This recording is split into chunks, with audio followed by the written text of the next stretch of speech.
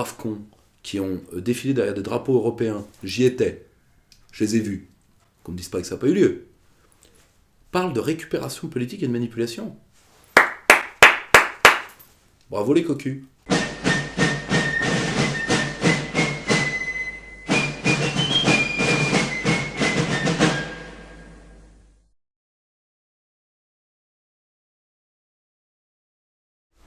Pierre-Yves Rougeron, bonjour. Bonjour. Et bonjour à nos auditeurs qui nous suivent pour ce troisième entretien. On va commencer comme d'habitude par l'actualité du Cercle Aristote. Alors, notre actualité immédiate, c'est la sortie de cet ouvrage, Les mécanismes de la crise, de Morad El-Attab et Philippe Jumel, qui est fêter à la fois fêter l'anniversaire de l'ère de la crise un peu en avance et surtout préparer à son prochain étage qui arrive, ne vous inquiétez pas. Morad El-Attab qui écrit donc sur le sujet depuis 2008, c'est son 5e ouvrage dessus, avec Philippe Jumel, ont décidé de nous écrire ce petit ouvrage qui est vraiment le condensé des variables de la crise et comment ces variables vont se reposer dans le cycle 2015-2016, et économiquement parlant, ça va être folklorique, a priori. Et nous préparons la sortie d'un autre ouvrage qui est l'autopsie d'un désastre économique, qui est grosso modo comment on a sabordé l'économie française depuis la création de l'euro. Et on l'a sabordé consciemment, fondamentalement. Je ne dis pas qu'on l'a volontairement, je dis consciemment. C'est-à-dire qu'on avait conscience de ce qu'on a fait, qu'on n'a rien fait pour l'empêcher. Ensuite, ce n'était pas le but en soi. Le but en soi, c'était de faire l'euro. Quoi qu'il en coûte. Donc c'est par notre ami Norman Palma, donc ça il va sortir au cours du mois. Voilà. Donc quant aux conférences, mis à part celle de Xavier Hofer qui aura lieu à la mi du mois de février, les autres ne sont pas encore posées pour ce mois-ci. Très bien. Voilà. Donc évidemment, on va consacrer cette première partie à Charlie Hebdo. Quelle est votre approche des attaques qui ont eu lieu le 7 janvier dernier contre Charlie, contre la police, ainsi que les prises d'otages qui en ont suivi? Alors, il faut être assez clair sur un point. C'est d'abord, il n'y a rien, mais alors absolument rien de viril à tuer des hommes armés de crayons. Cet acte ignoble qui a frappé des hommes pour la plupart désarmés. Pour la plupart. Nous avons perdu 3 agents de force de l'ordre, parmi les 17 victimes des 2 attaques. Enfin, des 3 attaques. Et pauvre Clarissa, qui a battu une balle dans le dos. Oui, le dos. Pour tirer sur une femme d'une balle dans le dos. C'est glorieux, c'est courageux. Une femme au hasard, en plus. Oui, bien sûr. Elle était arrivée de Saint-Martinique, je crois. Pour faire son devoir. Elle avait à peine plus de 25 ans. 2 autres policiers ont été tués. Pauvre Ahmed qui a été exécuté d'une balle dans la tête comme un chien. Et celui qui protégeait Charles, donc celui qui a été d'abord connu par son prénom, Franck, ces gens étaient, eux, armés, mais armés des armes classiques de la police nationale, qui sont, ça nous y reviendrons, inopérantes face à des armes de guerre. Donc, si vous voulez tuer des hommes armés de crayons, et ensuite faire une prise d'otage en exécutant des civils. Donc ça, c'était pas les mêmes, ça? Non, c'est la deuxième équipe, mais si vous voulez, nous avons perdu 17 compatriotes, en tout, et à travers eux, c'est la France qui a été visée. Bon. Alors, si vous voulez, Je rappelle aussi la mort de Frédéric Boisseau, qui était l'agent d'entretien, dont on tout parle à fait, trop peu. dont on parle trop peu, tout à fait. Mais il y avait, si vous voulez, au-delà des dessinateurs, il y a eu en plus, il n'y avait pas que, il y avait des journalistes non dessinateurs, les psychanalystes qui étaient éditorialistes, et surtout quelqu'un que j'aimerais saluer particulièrement, qui était Bernard Maris. Bernard Maris était un économiste hétérodoxe absolument brillant. C'est un homme qui a renouvelé l'étude et la critique keynésienne, qui était un croisé de l'anti-économiquement correct, qui était en plus le compagnon, enfin le mari de la fille de Maurice Genevoix, le grand écrivain patriote, et d'ailleurs il avait écrit un très bel ouvrage sur Genevoix, et c'était... je tiens à dire que moi ça m'a profondément attristé, parce que plus c'est quelqu'un qui était un partisan de la souveraineté économique de la France, donc c'est un patriote qui est mort ce jour-là, et de voir qu'il a été visé en plus par une part de l'État, toujours que j'aime bien attaquer, je le sais, mais parce qu'il le mérite, aussi abject de l'extrême droite française, qui a ironisé sur son appartenance maçonnique, alors que je ne la verrai pas, et ça nous en reparlerons à mon avis au prochain entretien, je ne vois pas ces gens-là ironiser sur le fait que Clara Lejeune, dit Clara Guémard, fille de Jérôme Lejeune, militant et argentier de l'anti-avortement, ait fait la pire trahison que la France ait connue depuis la fin de l'ère Sarkozy, qu'est la vente d'Alstom, comme quoi nos bons ou catotrades qui croisent ces gens-là tous les dimanches, on verra s'ils ont le courage d'aller leur dire en face, au lieu de s'attaquer à l'homme d'honneur qui était Bernard Maris. Je pense qu'il y a certains, vu ce qu'ils sont, qui devraient quand même commencer à fermer leur clap-merde. Message personnel. Or, le gros problème, c'est que nous savions que la France était une cible. Nos services de renseignement ont déjoué, et je crois me rappeler, à peu près 80 attaques. En tout. Ce qui est énorme. Moi, quand on parle de nullité de nos services parce qu'un attentat s'est passé, c'est qu'on ignore ce qu'est la communauté du renseignement. Or, la communauté du renseignement en France, c'est 4000 personnes. À peine. Et si on voit leur modèle d'organisation, ils font réellement tout ce qu'ils peuvent. Parce qu'ils doivent avoir l'œil sur différentes menaces. Par exemple, il n'y a pas que le terrorisme islamique, il y a le blanchiment d'argent, les éco-warriors. Ce qu'on oublie, c'est qu'une large part de la menace terroriste montante est faite d'écologistes radicaux, et également d'avoir dans l'œil certains groupes d'extrême droite et d'extrême gauche, et également, disons, des réseaux d'ingérence et de contre-ingérence de puissances étrangères. Tout ça à 4000, à peine.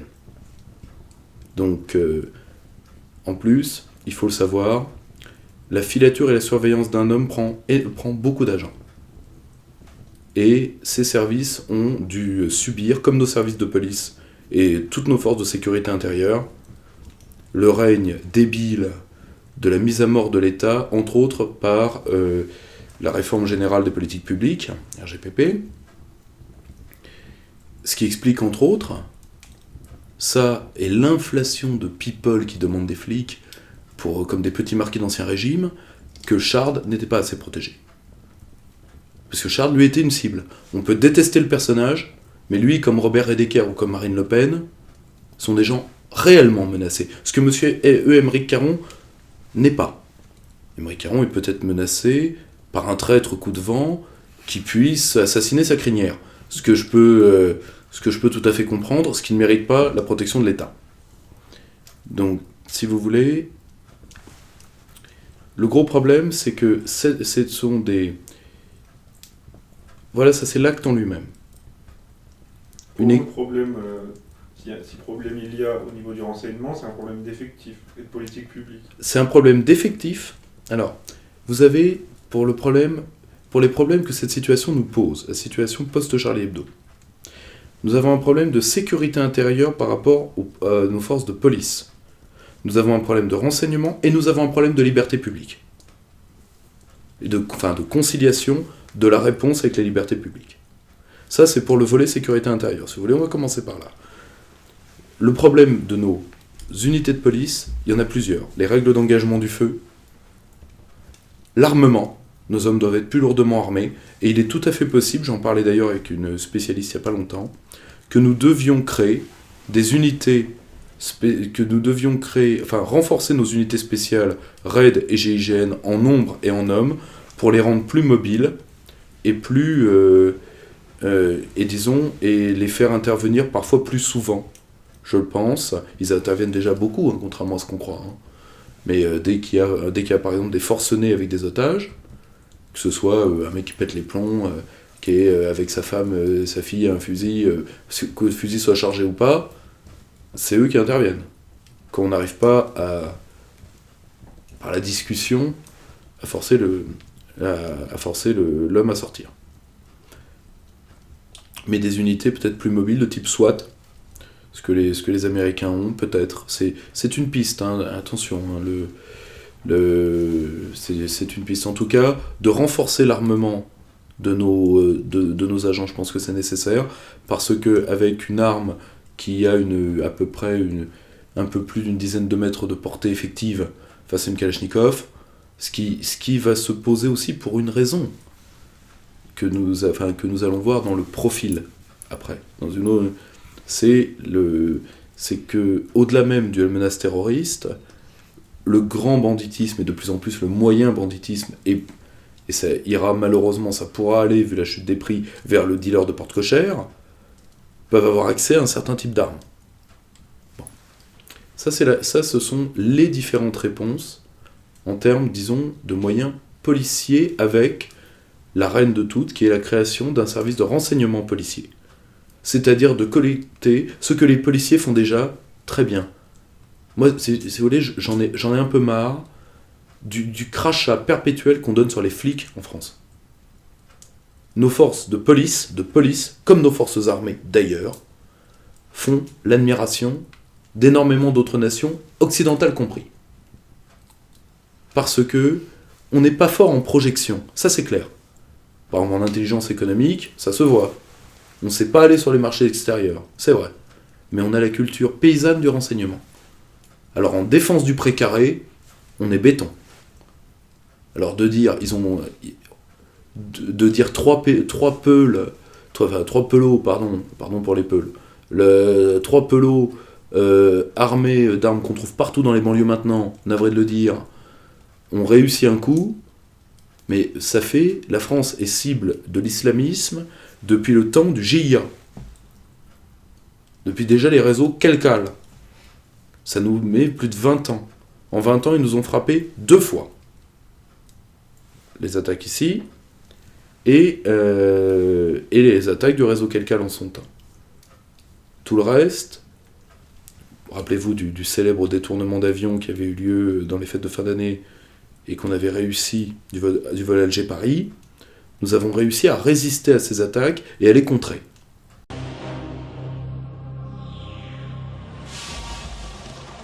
Car au GIGN, la réalité est toujours plus forte que la fiction.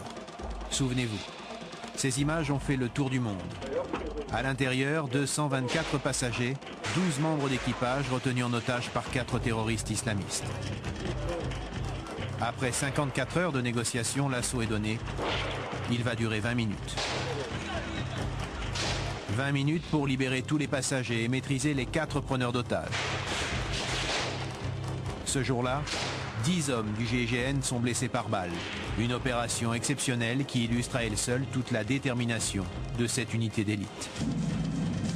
Créé il y a 30 ans pour lutter contre le terrorisme et le grand banditisme, le GIGN a accompli depuis plus de 1000 opérations, libéré 600 otages, interpellé plus de 750 personnes. Ce fer de lance de la gendarmerie est fort d'une centaine d'hommes, des hommes triés sur le volet, capables d'affronter toutes les situations et de s'adapter à tous les milieux. Bon, quand bien même ils étaient commencés, ce qui était le cas du Alger-Paris, dans lequel Pasqua est allé jusqu'au bout. C'est-à-dire qu'il avait donné ordre, si l'avion était arrivé à redécoller, parce qu'on savait que la cible était sur Paris, on ne savait pas ce que c'était, la tour Montparnasse, peut-être la tour Eiffel, déjà un attentat par avion, ordre que cet avion, de toute façon, s'il décollait, soit abattu. Pasqua était allé jusqu'au bout de ce qu'un vrai ministre de l'Intérieur doit faire. M. Cazeneuve, c'est beaucoup plus, sans méchanceté pour le personnage aucunement, c'est beaucoup plus reposé sur le professionnalisme des services de police. Or, le gros souci, c'est que ça, c'est le problème de police. Création d'un service de renseignement policier, changement des règles d'engagement du feu, et réarmement de nos hommes. Je pense que c'est les 3 premiers. Après, il y en a beaucoup d'autres. Et là, voilà, faut aller vite.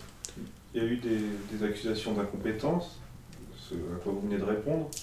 On a pu entendre aussi des accusations d'un certain laisser-faire volontaire des services de renseignement sur ordre de l'État ou de telle nation étrangère.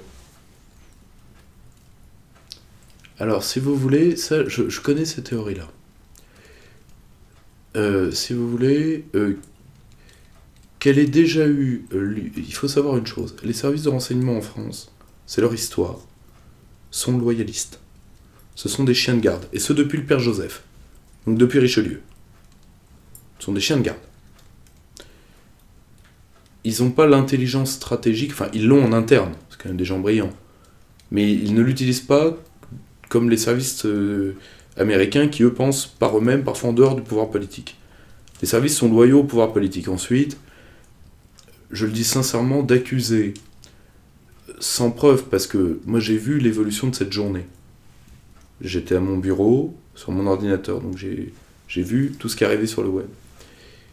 À titre personnel, je pense que Emmanuel Ratier a raison. Il ne faut pas accorder de crédit aux thèses complotistes.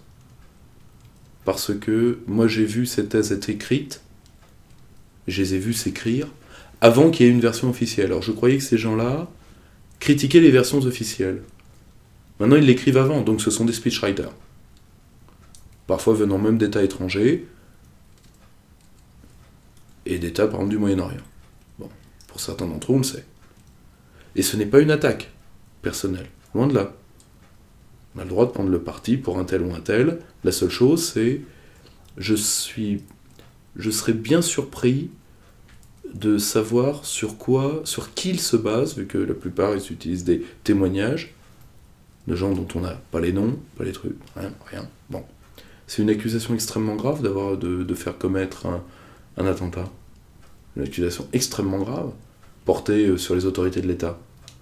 Or, qu'il y ait eu des exemples, c'est tout à fait vrai. Aux États-Unis, ça on le sait par différents dossiers qui ont été déclassifiés, oui, mais la culture du renseignement américain est différente. En France, les services n'ayant pas d'action, n'ayant pas ou peu d'action autonome du politique, les magouilles se font politiquement. L'affaire Carpentras est une magouille du pouvoir socialiste. Pas du tout une magouille des services de renseignement. Les services de renseignement, ils ont laissé faire. Voilà, ils ont laissé l'enquête aller... c'est ce que dit Yves Bertrand, qui était patron à l'époque. Ils ont laissé les mecs délirer en accusant le Front National, alors que le Front National n'y était pour strictement rien. Mais ça, de toute façon, les services en France n'ont pas la légitimité ou les pouvoirs légaux de contrer les politiques, de toute manière. Donc, si faute il y a, elle est politique, déjà et d'une, et de deux, on parle de dispositifs extrêmement complexes. Si vous voulez, il y a eu des fautes politiques sur lesquelles on va revenir, mais qui sont bien en amont. Mais d'accuser François Hollande ou Manuel Valls, sincèrement, non. Premièrement, déjà, il n'y a pas l'ombre d'une preuve sérieuse, et l'accusation gratuite est quelque chose que, à titre personnel, je ne pratique pas. Et deuxièmement, quand je vois les sites qui les attaquent, qui ont relayé ça, je pense à Panamza particulièrement, ou à Ouma.com, je peux pas dire que j'accorde un grand crédit à ces sites-là. Parce que eux, dans cette querelle-là, on sait très bien d'où ils parlent. Donc, qu'ensuite, il y ait des gens... Entendons-nous bien. Moi, je ne fais pas la guerre aux complotistes, ou ça, je m'en fous. Pour une raison, pour moi, les complotistes ont la déviance de quelque chose qui est sain, qui est la faculté de doute. Or, et ça vaut pour eux comme pour Charlie Hebdo, la liberté d'expression prescrit que la connerie est aussi un droit. On a le droit de dire et d'écrire des conneries. Pour eux, comme pour Charlie d'ailleurs. Parce que Charlie, on a écrit des conneries. Ça sert à rien de déifier des gens qui malheureusement sont morts. Mais Charlie, on a écrit aussi des conneries. Or, la connerie est un droit constitutionnel en France. Ce qu'on dit très peu, mais ce qui est un fait. On a le droit de dire des conneries du moment qu'on n'invente pas de choses sur la réputation d'autrui. Là, il y a des lois particulières. Mais la connerie est un droit. Donc voilà. Pour parler de Charlie Hebdo, quand ces conneries dont vous parlez mettent en cause l'image de la France dans le monde, la sécurité des ambassades, la sécurité des ressortissants étrangers, est-ce qu'on peut toujours parler de droit à la connerie ? Alors, ça, si vous voulez, je reviens un tout petit peu en arrière avant de vous répondre. On est bien d'accord, ça c'est le volet policier. Le volet renseignement pur, ça va être d'augmenter la surveillance sur certaines sphères de l'opinion et peut-être de laisser bosser nos services.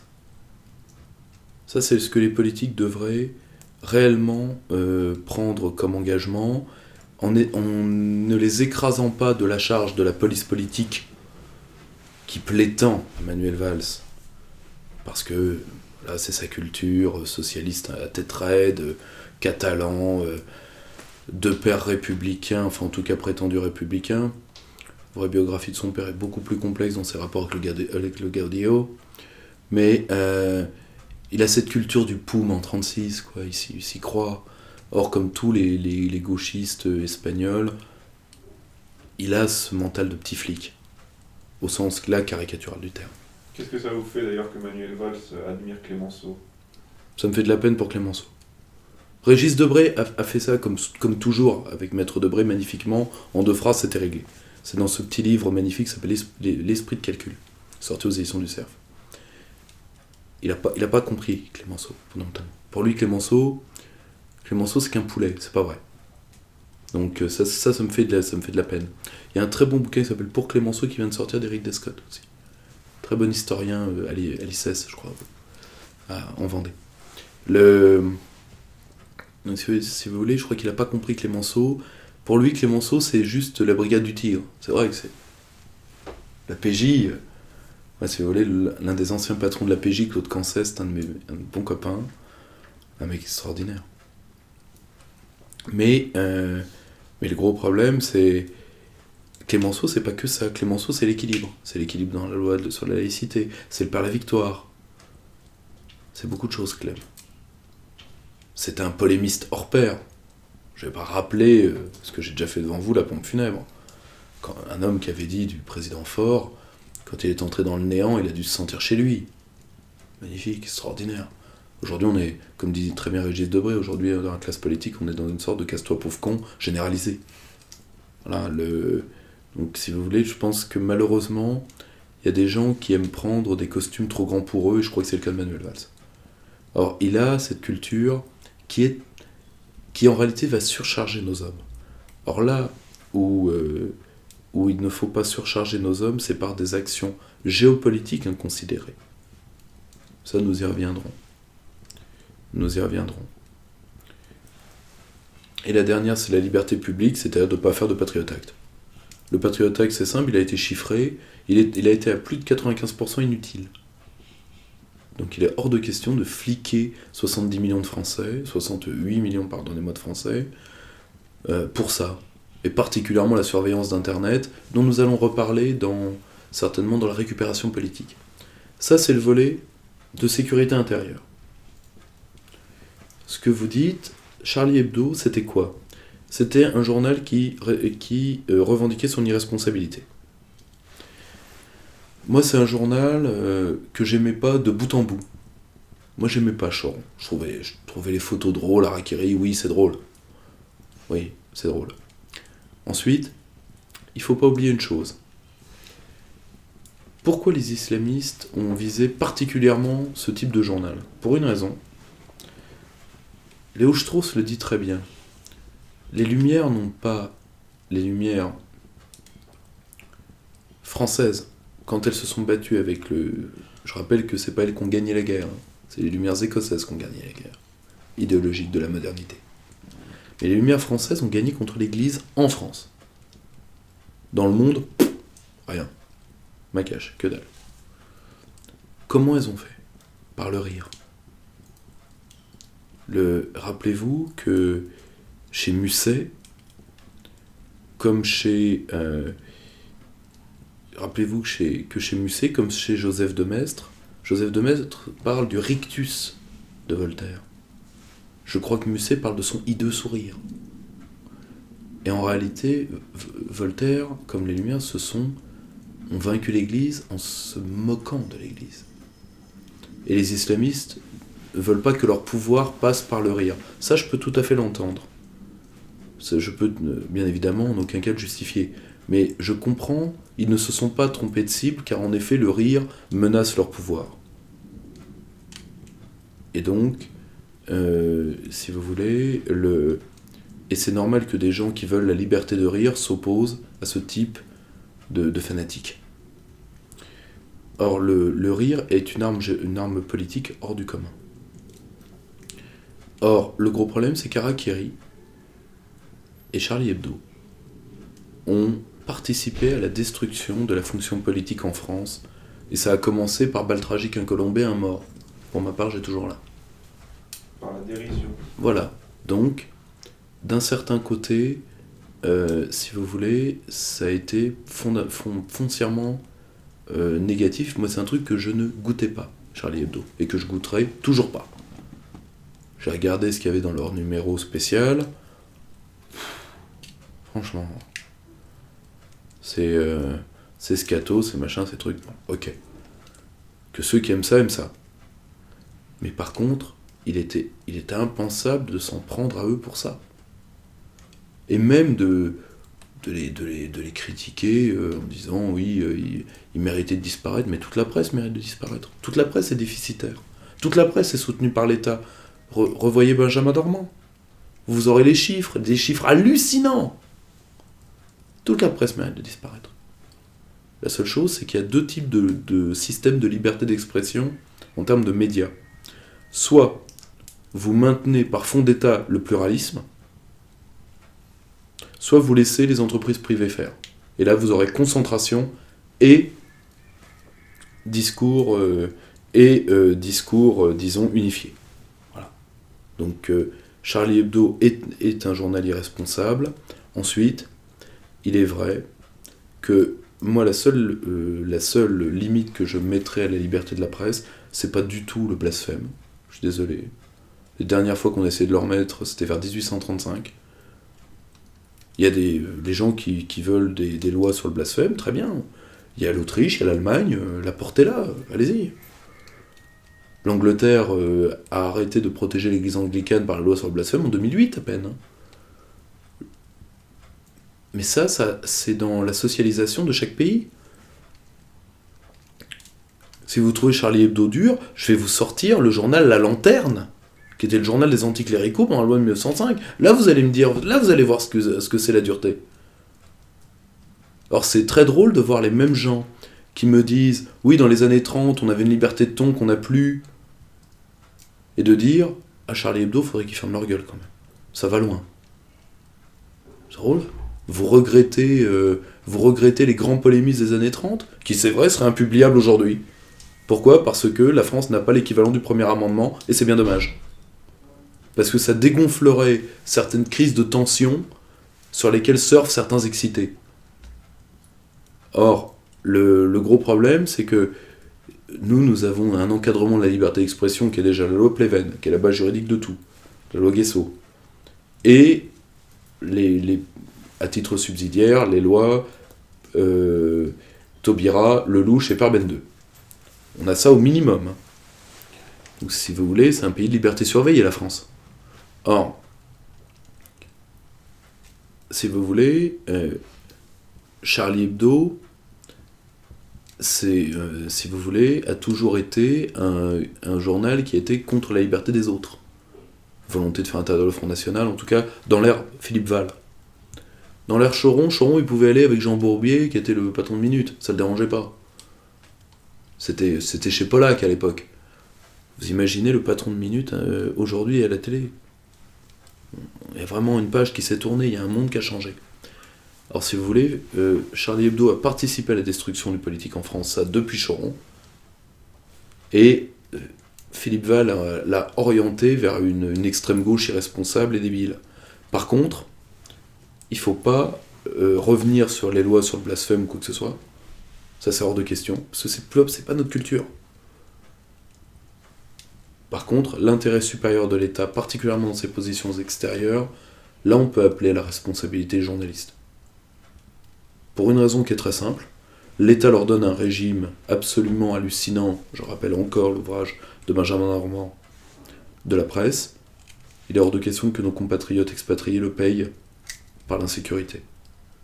Mais ça, si vous voulez, vous me direz, le gros problème c'est que c'est les mêmes caricatures qu'ils utilisent pour la liberté interne et pour la liberté externe. Certes, le gros problème c'est la manière de le faire. Par exemple, de s'attaquer beaucoup plus à des personnalités qui ne sont pas connues à l'extérieur de nos frontières et qui représentent la menace de l'islam radical, voire ou de l'islam politique. Moi, il y a des gens à qui je fais moyennement confiance. Amar Lasfar, mosquée de Lille, Tarek Obrou, mosquée de Bordeaux. Très moyennement confiance. Alors là, on peut faire même de la dominem. Hein. Moi, ça me dérange pas. C'est la liberté d'expression, s'ils y trouvent des trucs. S'ils font du travail de journaliste d'investigation. Moi, ça me dérange pas.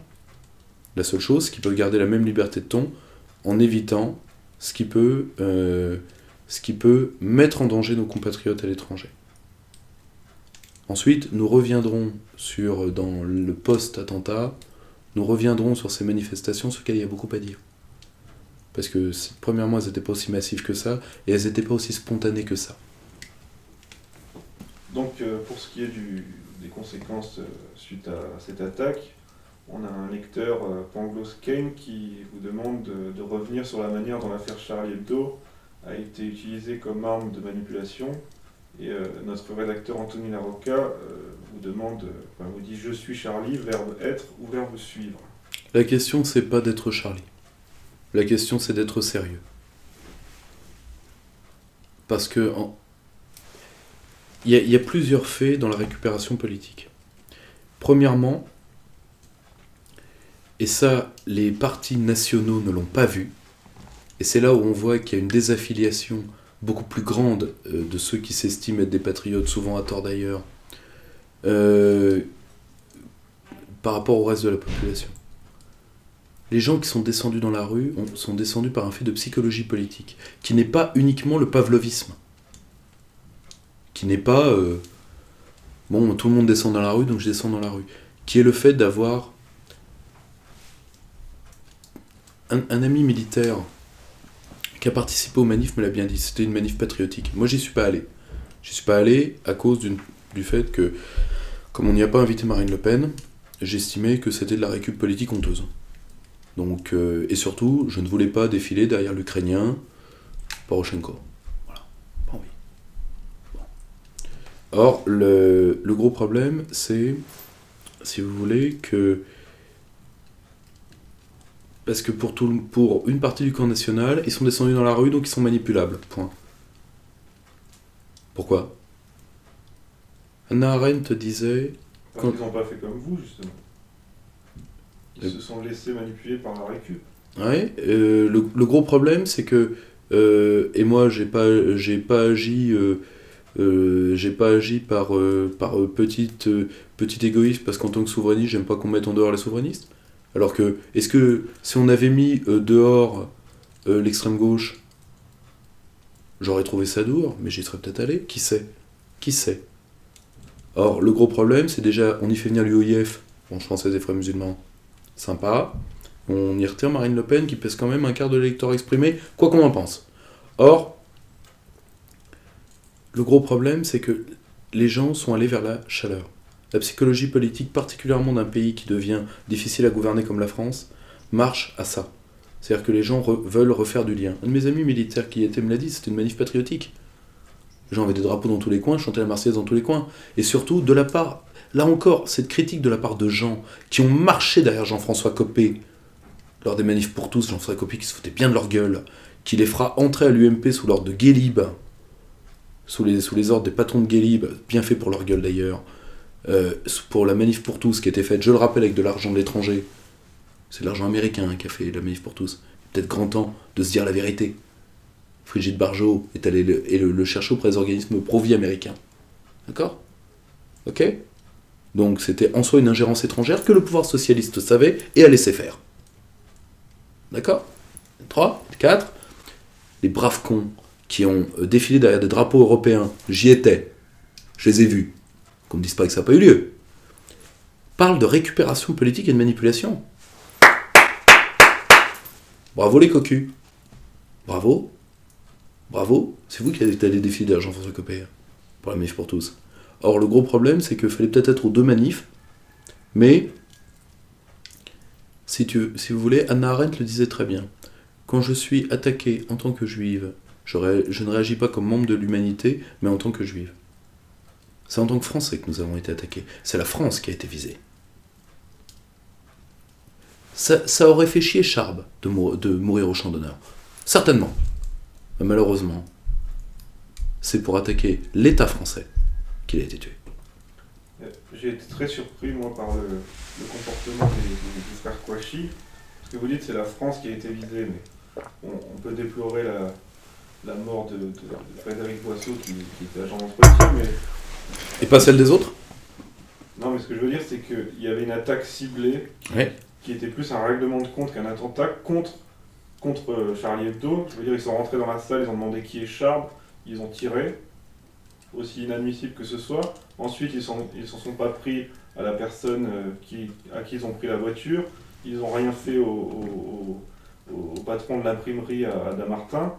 Donc, est-ce que... Premièrement, je vous rappelle quand même que dans la salle, il n'y avait pas que des membres de Charlie Hebdo, déjà d'une. Et de deux, le fait qu'ils aient maîtrisé leur opération, maîtrisé entre guillemets, comme Xavier Hofer, qui a été l'un des seuls à garder la tête froide dans l'analyse immédiate, parce que c'est un grand professionnel, et que si on l'avait écouté, ça nous y reviendrons, sur le que faire, sur la détection précoce, on n'en serait peut-être pas là. Ce sont des recalés du djihad. Tout le monde me dit des tueurs professionnels, etc. Oui, ils savent se servir d'un kalachnikov comme tous les mecs du grand et du moyen banditisme. Ils savent faire un tir groupé avec une kalash. Tous les mecs du moyen banditisme savent faire ça. Tous. Pourquoi ? Parce que la kalachnikov, je vous rappelle que c'est l'arme d'assaut la plus vendue au monde, la plus facile à se procurer, et l'une des plus fiables, il faut le reconnaître. Et dernier point, que c'est l'une des plus utilisées par le grand banditisme, où que ce soit. Donc, point barre. Ils ont géré leur opération. Pourquoi ? Parce que plus vous faites de morts, parfois plus vous perdez de temps, et plus vous perdez de contrôle. Une raison qui est toute simple. Ensuite, l'acte était fait. Attaquer une cible de l'islam radical en plein Paris. Et c'est là où on revient 2 minutes sur ce qu'est le terrorisme. Le terrorisme, ça vient de terreur. La différence du terreur et de la peur, c'est que la peur est un sentiment individuel. La terreur est communicative, elle a donc besoin du média. Le média de la grande terreur, la première grande terreur, c'était quoi ? C'était la rumeur, qui était le média de l'époque. Donc nous sommes pendant la Révolution française. C'est pour ça d'ailleurs qu'ils ont mis en scène leur fuite. Parce qu'ils auraient affronté les flics et seraient morts en martyrs immédiatement. Les faits n'y étaient pas. Alors que 2 jours de cavale, pour tenter de mettre un pays à genoux et de faire peur. Or, les Français n'ont pas réagi tant que ça par la trouille. Est-ce que leur bon cœur a fait l'objet d'une tentative de reprise politique ? Certes, tous les attentats le font. Ensuite, si personne n'était descendu dans la rue, si les Français n'avaient rien fait, tout le monde, droite nationale compris, aurait dit « Voyez ce pays foutu, on tue des gens, il n'y a même personne qui descend dans la rue. » Là, il y a 4 millions de personnes, c'est toujours les mêmes qui sont pas contents. Toujours les mêmes qui sont pas contents. Alors après, Il y a récupération politique ? Oui. Oui. Mais il y en a nécessairement. Vous croyez que le fait, en utilisant les attentats en gare de Madrid qui changent le résultat d'une élection, c'est pas la récupération politique ? Vous croyez ? Le gros problème, c'est que la politique politicienne est un art de récupération dégueulasse. Mauvais joueur, s'abstenir. Mauvais joueur, s'abstenir. Bon, malheureusement, c'est le cas. Or, le gros problème, c'est que ce qui a été visé, d'ailleurs, les spécialistes de l'islam radical l'ont bien dit, punir la France est quelque chose qui était sur l'ensemble des forums, des réseaux sociaux, disons, des soutiens idéologiques du djihad. C'était quelque chose de récurrent dans les semaines et les mois qui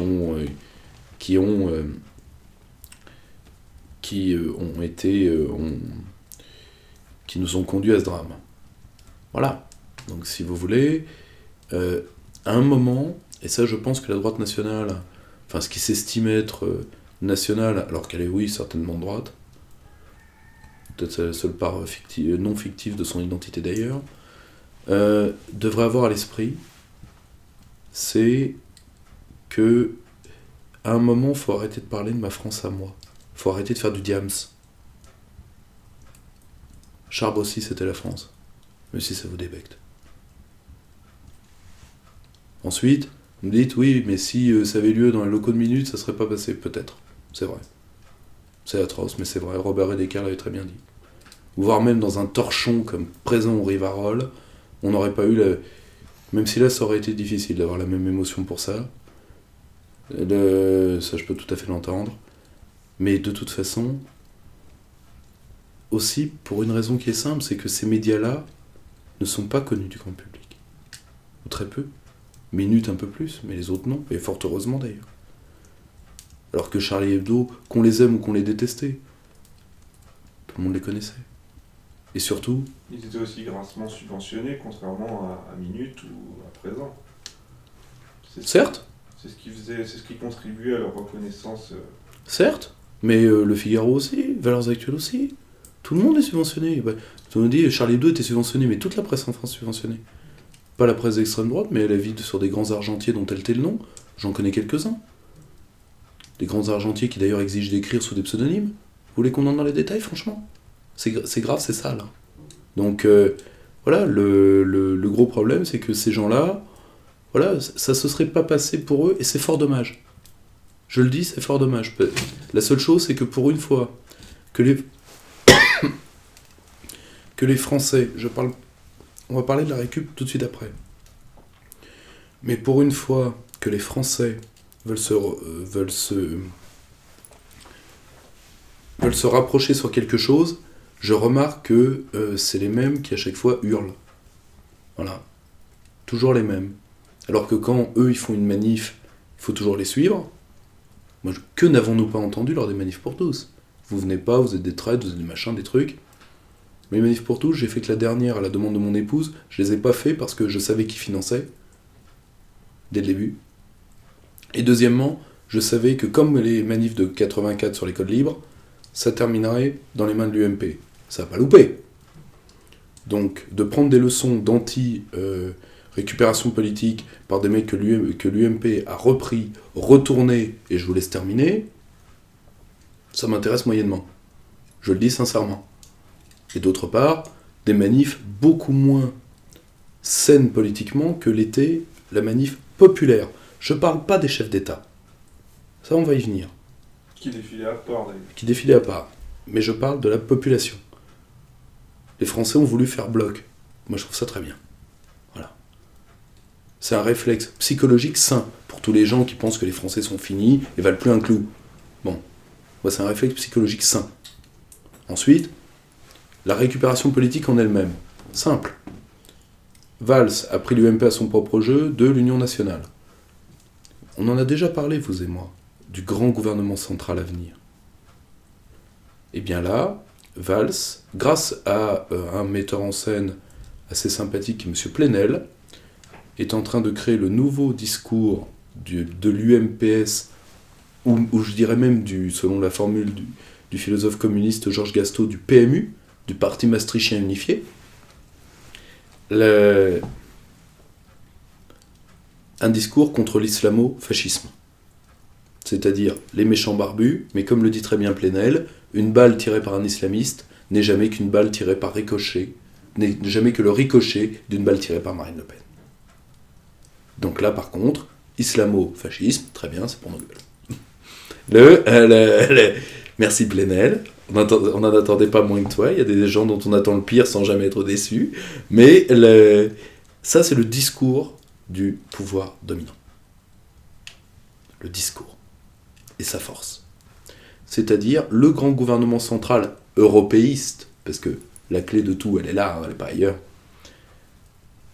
va vous protéger des méchants barbus et, bien évidemment, de la méchante Marine Le Pen. Alors que son parti avait plus de légitimité que tous les autres à être là. Qui est le premier parti à avoir parlé du péril islamiste en France. Je vous fais un dessin. Marine Le Pen avait toute sa place. Et d'ailleurs, elle n'a même pas quémandé sa place, elle était le premier parti aux dernières élections. Bon point. Donc, au passage, petit aparté, on ne regarde pas le cas de la Suède en ce moment. Mais la Suède a vécu à peu près la même chose, c'est-à-dire que maintenant on va reculer des élections pour éviter les partis populistes. Quand je vous parle du Parti Maastrichtien Unifié, on y reviendra sur la Grèce, avant tout les ordres, c'est à Bruxelles. C'est-à-dire que l'Union Européenne, je vous l'avais déjà dit, mais tous les jours fait tomber un peu plus le masque de ce qu'elle est réellement. C'est-à-dire un État fasciste en devenir. Bon. Donc si vous voulez, le discours du PMU, l'anti-islamofascisme. On est d'accord ? Ensuite, les lois, redorer le blason de François Hollande qu'on avait bien besoin, permettre à Manuel Valls encore de faire un pas dans la course qu'il espère, parce que là maintenant, ça fait plus l'ombre d'un pli, le mènera à l'Élysée, mettre Sarkozy et Juppé dans sa main par l'union politique, je dis pas l'union nationale, mais l'union politique. L'union nationale, ils savent pas ce que c'est. Et objectivement, ils n'arriveront pas à jouer cette carte-là. Par contre, la théorie du grand gouvernement central pour l'Europe et contre l'islamo-fascisme, oui. Le problème, c'est que ils savent, ça, c'est une coagulation d'élite. Une union nationale, c'est une coagulation de classes. Or, l'UMP et le PS vont fédérer quelle classe? Ils représentent la même d'un point de vue socio-économique. Ils représentent la classe des winners de la mondialisation. C'est une classe qui se réduit de jour en jour. Plus des immigrés. Excusez-moi de dire ça. Comme union nationale, j'ai vu mieux. Mais le grand problème, c'est que ça, c'est le premier aspect du discours. Le second, et ça a été ce qui a été le plus dégueulasse, de faire défiler des chefs d'État étrangers. Premièrement, c'est notre peine à nous. C'est passé sur notre sol. C'était contre nous. Donc déjà, il n'y aurait pas dû avoir de chefs d'État étrangers. Il aurait dû avoir les vœux des ambassades, etc. Ce qui est normal. Mais pas ça. À côté de qui avons-nous défilé ? De l'Ukrainien qui fait tuer des journalistes russes et qui vient nous expliquer la liberté de la presse. Fort heureusement, c'est un spécialiste. De M. Rajoy, qui a fait des lois liberticides sur les manifestations pour briser la résistance populaire des Espagnols à l'austérité. Ce mec-là vient parler de liberté. De faire entrer toute la complexité du conflit israélo-arabe en faisant venir Mahmoud Abbas et Benyamin Netanyahou, qui étaient en plus en campagne électorale. Ce qui en rajoute. Ce qui rajoute de la complexité à déjà quelque chose d'atroce. De faire venir, je crois qu'il y avait près d'une quarantaine de chefs d'État étrangers qui se foutaient là. Même Lavrov, que j'aime beaucoup, le représentant du ministère des Affaires étrangères russe, il n'avait pas à être là. Comment on peut expliquer justement cet impact mondial pour cette attaque qui a fait 17 victimes, une solidarité mondiale qui n'avait pas eu lieu même lors des attentats de Londres et de Madrid, qui étaient beaucoup plus violents et meurtriers pourtant? Alors, je pense pour trois choses. Premièrement, il y a eu des manifestations populaires spontanées, à la fois de la diaspora française à l'étranger, mais également en Amérique latine, de la part des gens. Pourquoi ? Parce que la France est toujours quelque chose dans le cœur de millions de gens, quoi qu'on en pense. Le problème, c'est que même nous, on veut plus l'assumer, ça. C'est notre décadence à nous. Ce que vous voulez dire, c'est que quand on attaque la France, ça n'a pas le même raisonnement au niveau mondial que quand on attaque l'Espagne ou l'Angleterre. C'est triste, mais l'histoire est comme ça. Hein. C'est triste. Voilà. C'est triste. Je suis désolé. Mais a priori, c'est comme ça. Premièrement, parce qu'il y a eu des manifestations spontanées devant nos ambassades dans différents pays, particulièrement latino-américains. Qu'on vienne pas me dire qu'on a forcé tous ces gens-là avec Kalachnikov dans le dos. Deuxièmement, je pense que la faiblesse des gouvernements fait qu'ils ont voulu montrer un visage d'unité qui, à mon avis, est extrêmement dangereux. Par exemple, que faisait le germano-polonais Tusk, là ? Que faisait le secrétaire général de l'OTAN ? Qui, je le rappelle, n'est qu'une organisation internationale spécialisée. Qu'est-ce qu'il foutait là, lui ? Il représente quoi, lui ? Il représente rien. Est-ce que le patron du Bureau international du travail était là ? Non ? Il a le même statut. Hein. Donc, qu'est-ce qu'il foutait là ? Là, si vous voulez, ça brouille les cartes, et je pense que Hollande a demandé ce que, au moins, les Espagnols et même les Anglais n'avaient pas eu avaient eu la décence de ne pas demander, l'image de l'unité occidentaliste. Or, c'est exactement ce qu'il fallait pas faire. Premièrement, vis-à-vis de nous, Français, déjà, premièrement, et deuxièmement, comme message international. Heureusement, le frère de l'émir du Qatar était à Paris, heureusement qu'il n'y est pas allé, parce que là, on aurait été dans le gag. En plus, on aurait été dans le gag. Le roi du Maroc n'a pas pu se faire représenter pour des raisons évidentes, parce qu'il est commandeur des croyants, et pour lui, la caricature, ça pose un problème, ce que je peux tout à fait comprendre. De toute façon, quand bien même je pourrais pas le comprendre, c'est les lois du Maroc, donc c'est pas chez moi, point. Si vous voulez, c'est exactement ce qu'il fallait pas faire. Mais voilà, Hollande réagit comme ce qu'il est fondamentalement, c'est-à-dire un Delorien et un faible. Voilà. Donc il appelle tout le monde à la rescousse, et parce que la France, aujourd'hui, est malheureusement une des chevilles ouvrières les plus efficaces du clan occidentaliste, il faut le reconnaître. C'est simple, hein, mis à part les Américains, dans les armées otaniennes, nous sommes les seuls à pouvoir être sur 3 à 4 fronts. Nous sommes les seuls. C'est pas que nos hommes en soient fiers, ils en sont fiers techniquement, ils ont raison. Ils peuvent mener 4 guerres et les gagner militairement. Que les politiques soient des merdes à côté, ça ne regarde pas les militaires. Les militaires n'ont pas à faire de politique en France, l'armée est loyaliste. Bon. Parfois d'ailleurs on peut le regretter, mais c'est comme ça. Or, l'armée frappe du sabre, pas du scalpel. Quand même quelque chose à se rappeler. Or, si vous voulez, ces gens-là étaient aussi là pour ça. Parce que la France est une des chevilles ouvrières de l'Occident aujourd'hui. Je suis le premier à le regretter. Et aussi parce que des gouvernements de plus en plus faibles ont besoin de paraître. Et de répondre à une émotion populaire, en partie fabriquée, mais en partie réelle également. Et mais malheureusement, je pense que c'est une erreur hors du commun. Par contre, ça ne remet pas en cause, et ça je renvoie à un homme extraordinaire qui est Vincent Cousdière, qui est un homme qui gagne à être connu, qui a écrit un très beau texte dans le Figaro là-dessus, qui est disponible sur internet, sur un très bon site qui s'appelle Metapo-Info, et qui a écrit un très beau livre sur l'éloge du populisme. Être Charlie ne suffit pas. Et être Charlie n'a pas de sens, de toute façon. Ce qu'il faut, c'est être sérieux et surtout, c'est être français. Parce que, qu'on déteste ou pas Charb, moi, sincèrement, Charlie Hebdo serait mort de sa belle mort, j'en aurais été très content. Je le reconnais. Et d'ailleurs, moi, je faisais une campagne de boycott active de Charlie Hebdo. Je n'achetais jamais Charlie Hebdo. Voilà. Je m'offusquais pas de ce qu'il y avait dedans, c'était leur droit. Mais moi, je l'achetais pas. Par contre, n'oublions pas que c'est pour s'attaquer à la France qu'on s'attaque à eux. Alors, je suis Charlie. Pour moi, c'est un slogan de com'.